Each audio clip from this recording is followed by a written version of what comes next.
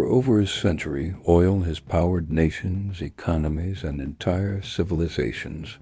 But the deeper investigators looked into the industry, the more it became clear. Oil is not merely energy, it is a mechanism of global control. Behind every barrel, every price fluctuation, every geopolitical conflict, there is a hidden architecture far more powerful than the public believes. This is the story of that architecture and the forces behind big oil you were never meant to see.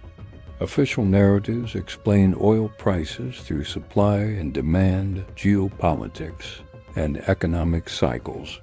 But internal memos, leaked bilateral agreements, and satellite images of tanker movements tell a different story. Shipments are rerouted without explanation. Major companies adjust production just before political announcements are made. Countries negotiate emergency agreements long before any crisis becomes public. These patterns pointed to coordination, a level of alignment impossible without a hidden network. In private archives and sealed diplomatic folders, investigators found fragments of energy agreements never released to the public. Terms linking oil supply to non-energy concessions, contracts tying currency values to future extraction rights, clauses allowing private entities to override national decisions in the event of market instability. Every document had the same characteristics: missing signatures, missing pages, and missing authorship. This was not a mistake, it was a design. Most people think oil is controlled by countries or by large corporations, but the real power lies elsewhere in holding companies, sovereign wealth networks, and private families that never appear on any financial list. These entities don't own oil fields directly. They own the rights, the logistics, the shipping lanes, the terminals, the refinery stakes, the financial instruments that turn crude oil into a global power asset. The oil corporations are only the visible surface.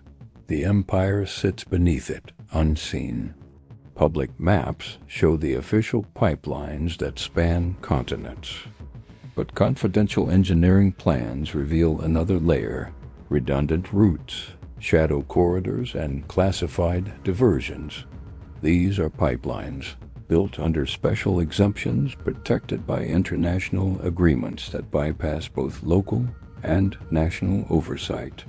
Some of these routes connect countries that officially have no energy cooperation whatsoever.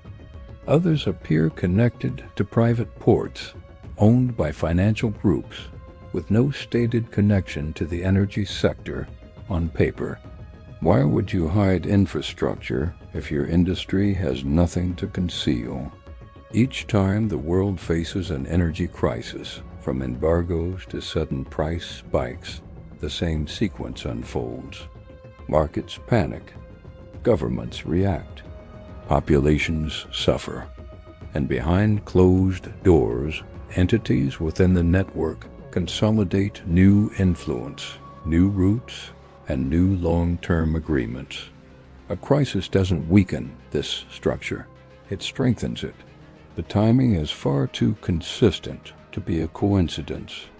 Politicians speak publicly about energy security and independence, but private correspondence reveals constant communication between their top advisors, oil executives, and foreign intermediaries. Election cycles may change the leaders, but they never change the energy agenda. Across nations, policies shift in parallel. Regulations mirror each other. Strategic reserves are tapped based on predictions that ordinary analysts never made. The influence doesn't come from governments, it moves through them. Researchers who got too close found obstacles that were oddly similar across different countries. Requests for information were denied. Access was suddenly revoked. permits were lost in the system. Archives were sealed. Key environmental reports were heavily redacted. This wasn't done through some grand conspiracy, but through the quiet, grinding gears of bureaucracy. A silent pressure applied at exactly the right places to ensure certain questions were never fully asked, let alone answered. In the world of big oil, silence is not the absence of truth. Silence is the system itself. So why maintain such a complex, hidden structure? Because oil grants more than just fuel.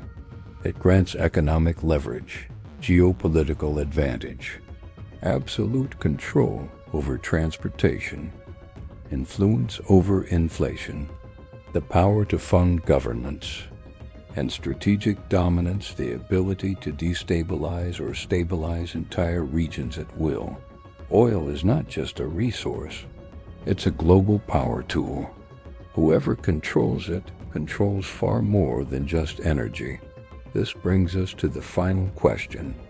Is big oil merely an industry, or is it a global architecture, a business sector, or the silent engine that shapes modern civilization? Is it just a commodity, or the strongest influence structure never shown to the public? The truth behind oil was never about energy. It was always about power.